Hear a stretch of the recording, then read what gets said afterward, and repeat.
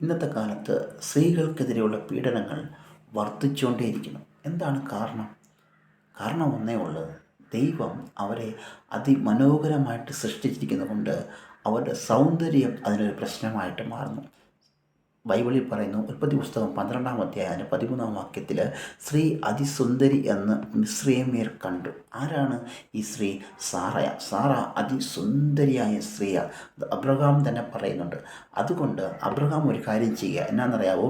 സ്വന്തം ഭാര്യയെ സഹോദരി എന്ന് പറയുക. അങ്ങനെ പറഞ്ഞില്ലെങ്കിൽ അബ്രഹാമിനെ കൊന്നിട്ട് സാറയെ സ്വന്തമാക്കുന്നുള്ള പേടിയുള്ളത് കൊണ്ട് സ്വന്തം ഭർത്താവ് തന്നെ ഭാര്യയെ സഹോദരി എന്ന് പറഞ്ഞു. എന്നിട്ടും മിസ്രയീമ്യരുടെ കണ്ണ് ഈ സാറയെ കാണുക. മിസ്രയീമി എന്ന് പറയുന്നത് ശത്രുവാണ്. ശത്രു സ്ത്രീകളെ നശിപ്പിക്കാൻ എടുക്കുന്ന ഒരു ആയുധമാണ് അവരുടെ സൗന്ദര്യം. കാരണം ദൈവം അവരെ അത്ര മനോഹരമായിട്ടാണ് ഈ ഭൂമിയിൽ സൃഷ്ടിച്ചിരിക്കുന്നത്. അതുകൊണ്ട് മിസ്രയീമ്യർ ഇവരെ കണ്ടിട്ട് ഈ സാറയെ കൊണ്ട് ഫറവോൻ്റെ ഫ്രണ്ടിൽ കൊണ്ട് നിർത്തുക. കാരണം രാജാവിന് ഇഷ്ടപ്പെട്ടെങ്കിൽ രാജാവ് അത് സ്വന്തമാക്കും. എങ്ങനെങ്കിലും അതിനെ സ്വന്തമാക്കും. ശത്രു അത് തന്നെയാണ്. എങ്ങനെങ്കിലും നിങ്ങളെ മിസ്യൂസ് ചെയ്ത് നിങ്ങളെ നശിപ്പിക്കണമെന്നുള്ള ആഗ്രഹം ശത്രുവിന് ഉള്ളത് കൊണ്ട് അവൻ നമ്മളെ ഉപയോഗിക്കുന്ന വലിയൊരു ആയുധമാണ് നമ്മുടെ ഈ സ്ത്രീകളുടെ സൗന്ദര്യം എന്ന് പറയുന്നത്. ഓർത്തോണം, ഇന്ന് കല്യാണം കഴിയാത്ത കുഞ്ഞുങ്ങളും കല്യാണം കഴിഞ്ഞവരും ഈ ഒരു പ്രശ്നത്തിൽ വളരെ അധികം ഇടപെടുന്നുണ്ട്. കാരണം അനേകർ പറയുന്നു, അവർ ഞങ്ങളെ വഞ്ചിച്ചു, അവർ ഞങ്ങളെ പറ്റിച്ചു. കാരണം ഈസിയായിട്ട് പെണ്ണുങ്ങളെ പറഞ്ഞ് വിശ്വസിക്കാൻ പറ്റും. ഇത് ആണുങ്ങൾക്ക് നല്ലപോലെ അറിയുന്നതുകൊണ്ട് അനേക ആണുങ്ങൾ ഈ സ്ത്രീകളെ മിസ്യൂസ് ചെയ്യുകയാണ്. അങ്ങനെയാണെങ്കിൽ അവർ മിസ്യൂസ് ചെയ്യാനുള്ള കാരണം നമ്മുടെ സൗന്ദര്യം തന്നെയാണ്, സ്ത്രീകളുടെ സൗന്ദര്യം തന്നെയാണ്. ഈ സൗന്ദര്യത്തെ കണ്ട് ശത്രു ദൈവം അവരെ വീഴ്ത്തുക. അതിസൗന്ദര്യമുള്ള ഒരു സ്ത്രീയായിരുന്നു സാറ. എന്നാൽ സാറായുടെ വിശ്വാസം അവിടെ ജയം കൊണ്ടതായിട്ട് നമുക്ക് കാണുവാൻ പറ്റും. മക്കളെ, ഓർത്തോണം, നമ്മുടെ ജീവിതത്തിലും ഇങ്ങനത്തെ പ്രശ്നം വരുമ്പോൾ ഇതിനകത്ത് നിന്ന് എങ്ങനെ ഓവർകം ചെയ്യാമെന്നുള്ള ഒരു വലിയൊരു പാഠമാണ് സാറ നമുക്ക് കാണിച്ചു തരുന്നത്. സ്വന്തം ഭർത്താവ് എൻ്റെ കൂടെ എപ്പോഴും മരിക്കുന്നവരെ എൻ്റെ കൂടെ കാണുമെന്ന് പറഞ്ഞ ഭർത്താവ് പോലും സാറയെ ഒറ്റപ്പെടുത്തി മാറ്റി നിർത്തി.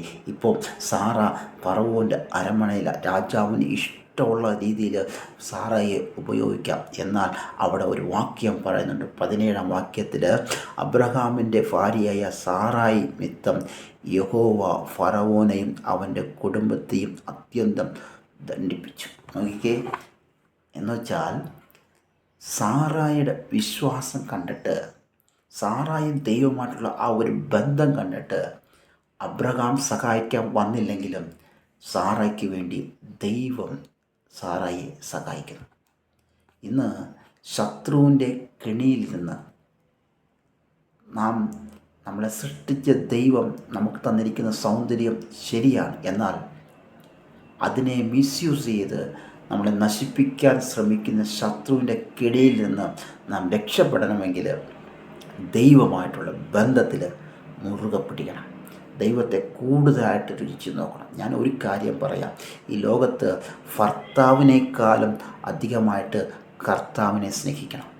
കർത്താവിന് കൊടുക്കേണ്ട സ്ഥാനം കർത്താവിന് കൊടുത്ത് കർത്താവിനെ മുറുകെ പിടിച്ചാൽ എത്ര വലിയ ശത്രുവാണെങ്കിലും ശരി, എത്ര വലിയവനാണെങ്കിലും ശരി, നിങ്ങൾ അതിസുന്ദരിയാണെങ്കിലും ശരി, കർത്താവ് നിങ്ങളെ ആരുടെ മുമ്പിലും വിട്ടുകൊടുക്കത്തില്ല. ഇതാ കർത്താവിൻ്റെ. അതുകൊണ്ട് സാറായിക്കൊണ്ടായിരുന്ന വിശ്വാസം ഭർത്താവിനേക്കാളും കർത്താവിനെ മുറുകെ പിടിച്ച ഒരു സാറ നിങ്ങളുടെ ജീവിതത്തിലും അങ്ങനെ ഒരു പ്രാക്ടീസ് ഉണ്ടാകണം. ഏത് സാഹചര്യങ്ങളും ഒറ്റയ്ക്കാണ്, ആരുമില്ലെങ്കിൽ എവിടെ പോയാലും കർത്താവിനെ മുറുകെ പിടിച്ചാൽ ഏത് ശത്രുവിൻ്റെ കെണിയിൽ നിന്നും രക്ഷപ്പെടുത്താൻ ഈ കർത്താവിന് കഴിയും. അതേപോലെ സാറാവിനെ പോലെ മുറുകെ കർത്താവിനെ വിശ്വസിച്ച് മുറുകെ പിടിക്കുക.